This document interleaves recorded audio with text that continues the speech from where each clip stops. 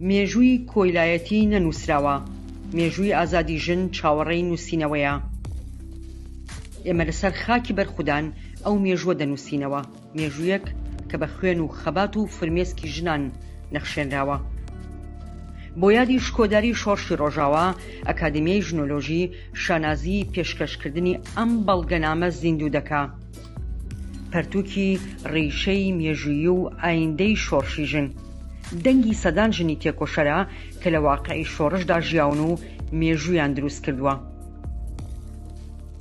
ئەم بەرهەمە گرنگە وەک دیاریەک بۆ یادی شۆڕشی ڕۆژاوە ئامادەکراوە کە بەم زوانە چاپ و بڵاو دەبێتەوە.